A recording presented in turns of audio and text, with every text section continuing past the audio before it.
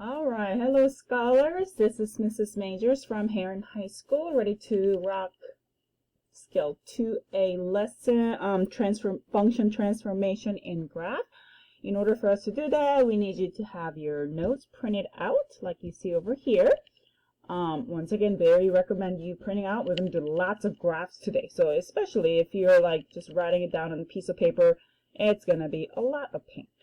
And I need you to also have your internet out. So for me, I'm using Chrome, and then go to desmos.com. So we're going to use graphing over here. Okay, are you guys all ready?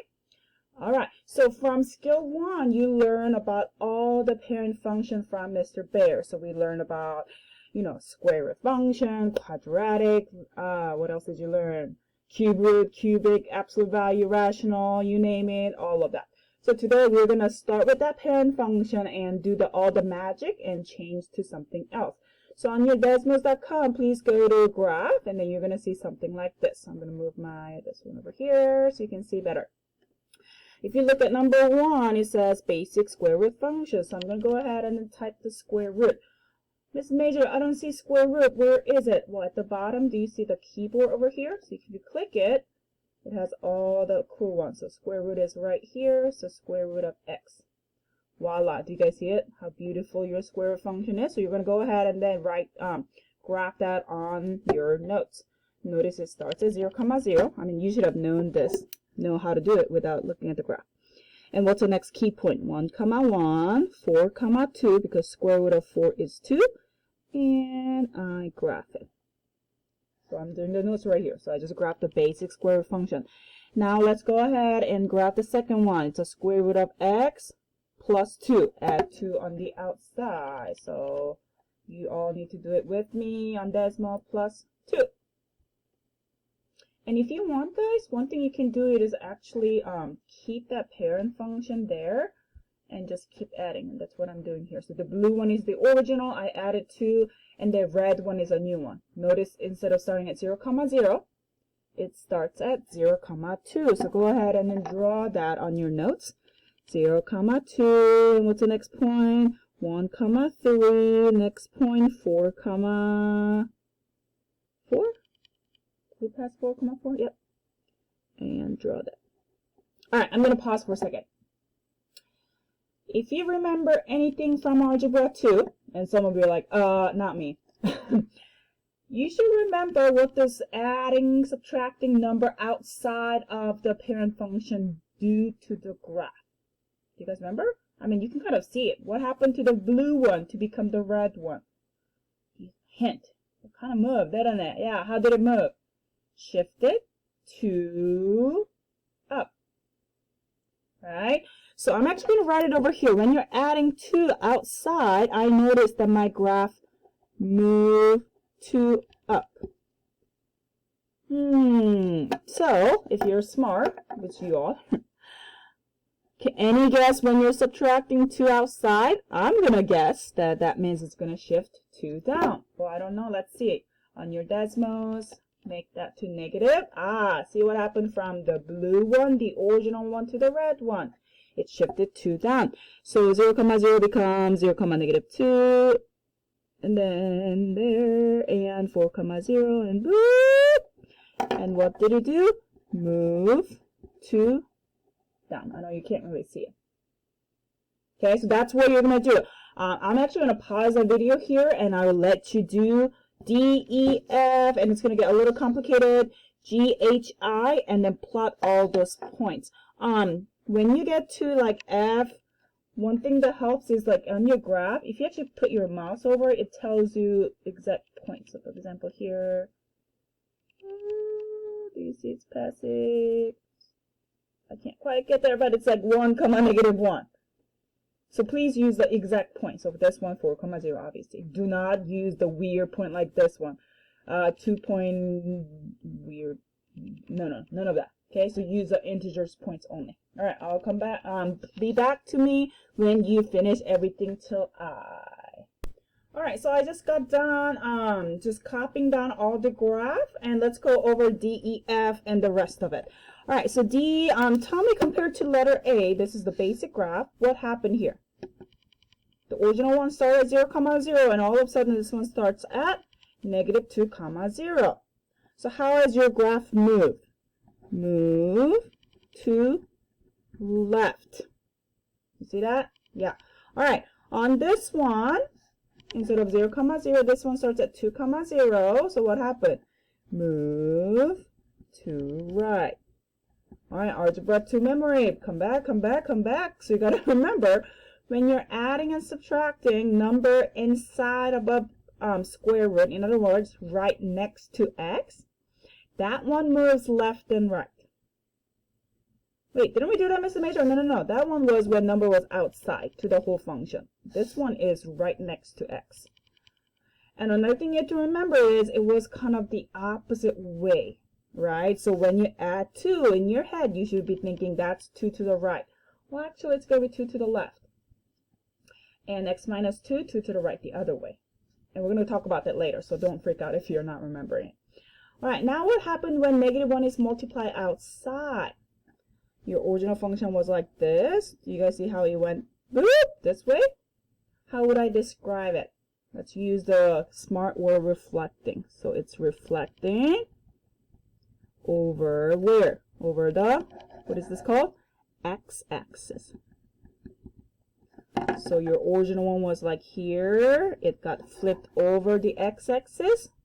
So reflecting over x-axis. So remember, when negative 1 is to the whole thing outside, it's reflecting over x-axis. All right, now G and H and I were a little confusing, like, right? There are a lot happening. So in order for me to help you with that, I'm going to actually draw the original function with it. So it's a little. I'm going to just draw in the pink. So the pink was the basic original one. Show me how that pink one become the green one. What's happening here? Well, first of all, do you guys see that instead of it being 1, 1, it kind of, the depth become taller, the graph become taller? Yeah. We're going to use the word stretching. And then since it got taller, we're going to say vertically stretching. How got it vertically stretch? By factor of 2. Why is that 2? Well, because instead of 1, 1, it became 2. Instead of over here, it became boop. Do you see how it doubles? So first transformation happened here was vertically stretched by factor of 2, meaning it got taller by twice.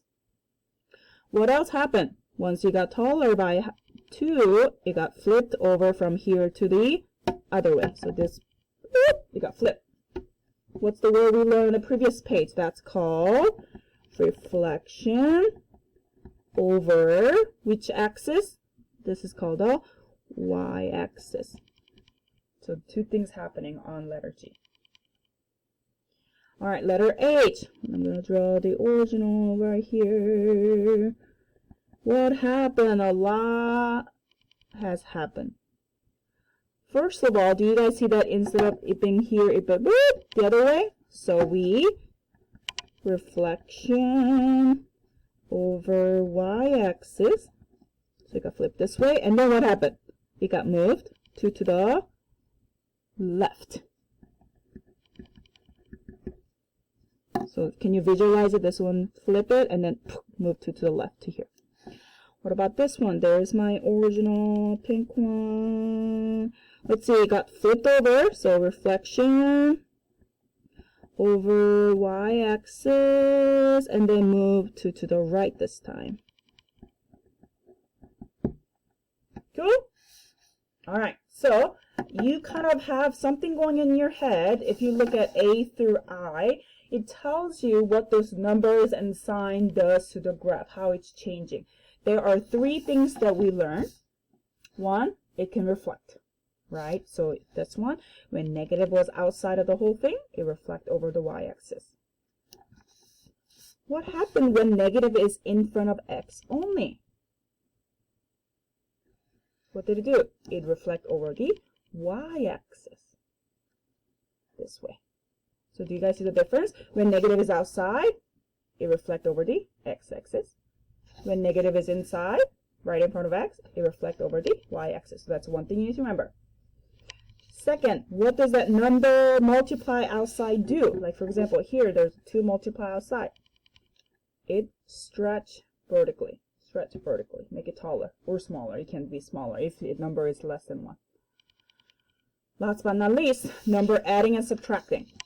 When you're adding, subtracting outside, it moves up and down. When you're adding and subtracting number inside, it moves left and right. But it can be a little confusing. So that being said, I'm going to go over these two problems with you from the observation that I had. Are you guys ready? Yes. And here is the order that we're going to write transformation. You're always going to talk about vertically stretching or shrinking first.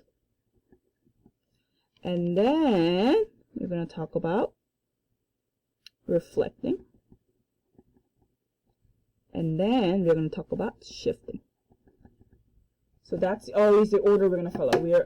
From the original function, we're always going to stretch, shrink first, and then reflect it, and then shifting over.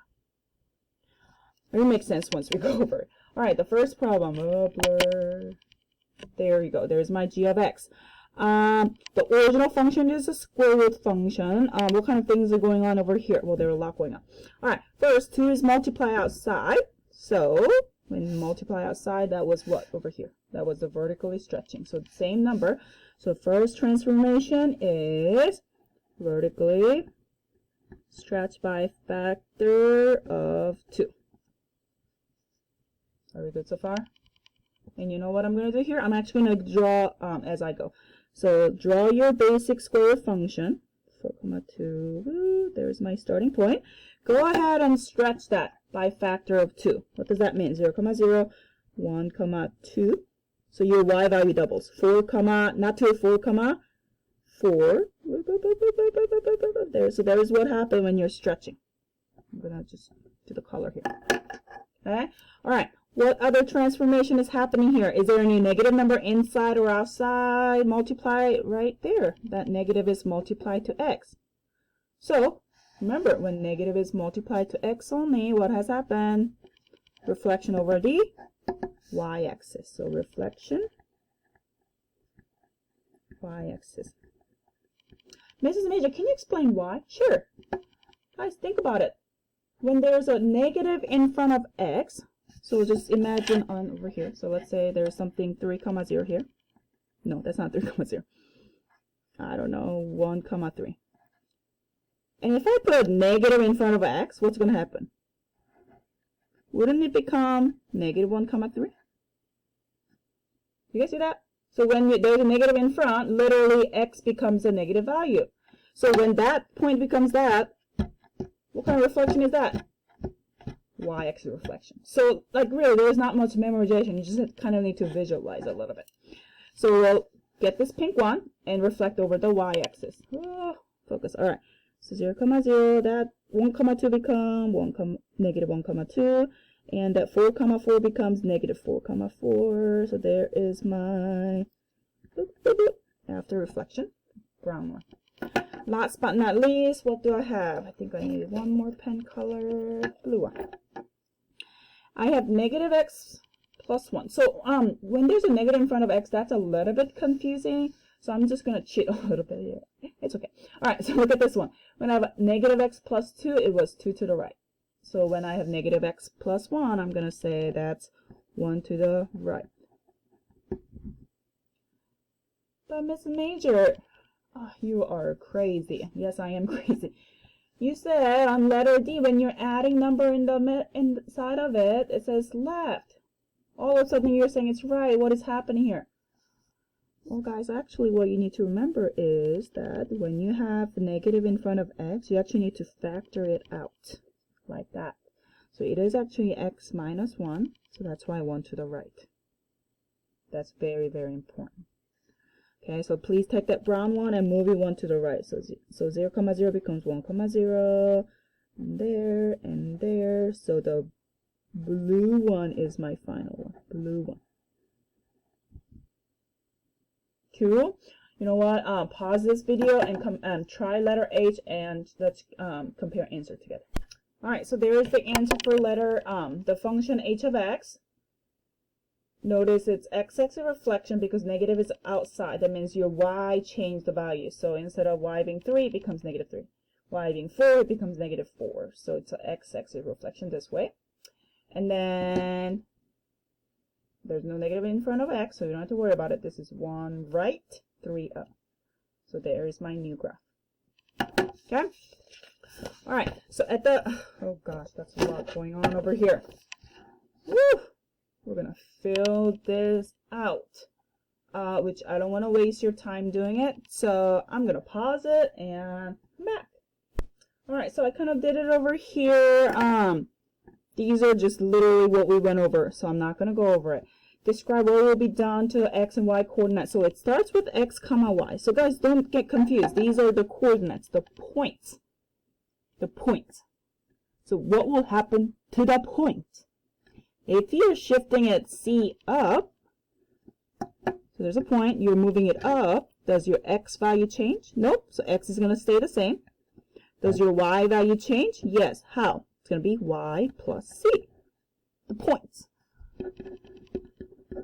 So likewise, if you're moving c down, x does not change, y change. If you're moving c left, so let's say guys, I have over here 2 comma 3, and I'm moving it to the left. When you're moving to the left, does your x goes up or down? Down. So it's x minus c comma, and your y does not change. To the right, x plus c, these are the coordinates, the points. X-axis reflection, when you're reflecting over the x-axis, so this one becomes here. Which one changes, x or y? Your y changes the sign. So x comma y becomes x comma negative y. When you're reflecting over the y-axis, your x changed the sign, not the y. Why is that? Because just visualize it. Y-axis reflection. X changed the sign, not the y. And these are too much work. I'm not going to do it. All right, over here, when you have an absolute value over y, what's going to happen is that, let me just draw the graph. I'm going to make up the graph. That means your y value is going to be absolute value of that. So can you have, what's going to happen to the absolute value of the negative y value? It's going to become the positive, right? Because absolute value of negative 3 becomes 3. So any y value that's below the x-axis is going to go over reflected. So it's going to graph looks like this, which is kind of funny. So reflect any negative y value over x-axis, and it's going to be x comma absolute value of y. And when you're vertically stretching, what happened to the x comma y? Your x does not change. Your y value becomes the whatever that was. So on the example we did, it was vertically stretched by 2. So instead of 1 comma 1, it became 1 comma 2. Instead of 4 comma 2, it became 4 comma 4. So your y value doubles up when it was 2. All right. Next, these 4, yes, we did that. I'm not going to do it. You know how to graph it. The most important problem here is the bottom part. So let's go. Describe how these functions are different from the fine. Let me do G.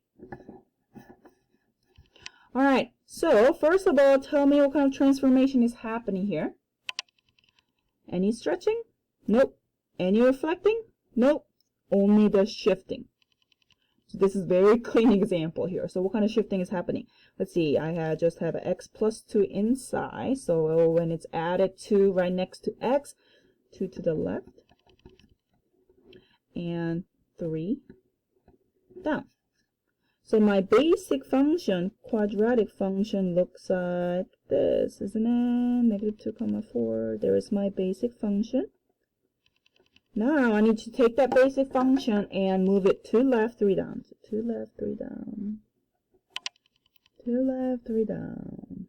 2 left, 3 down. 2 left, 3 down. And there is my new graph.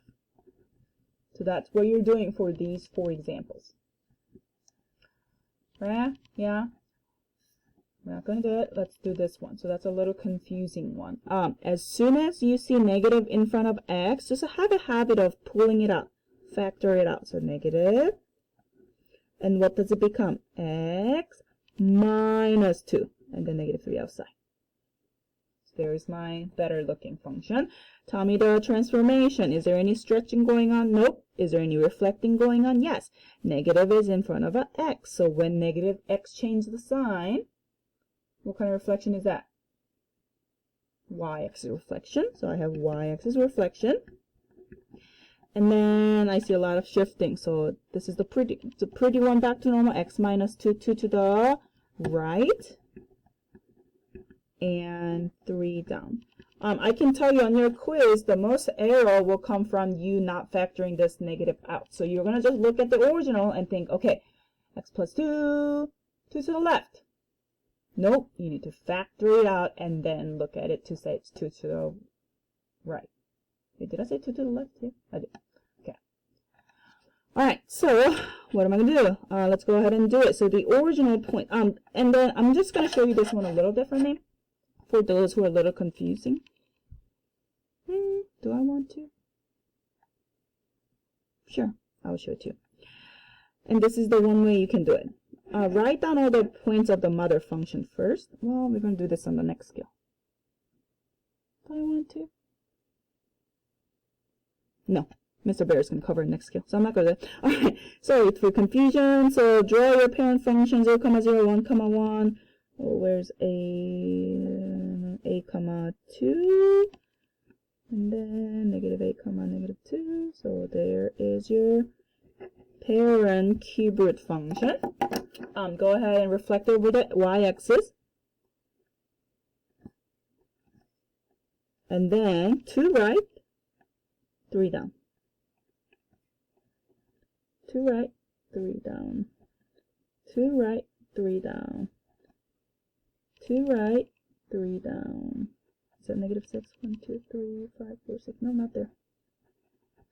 And then 2 right, negative 3 down. So it's going to look like this. Okay? All right.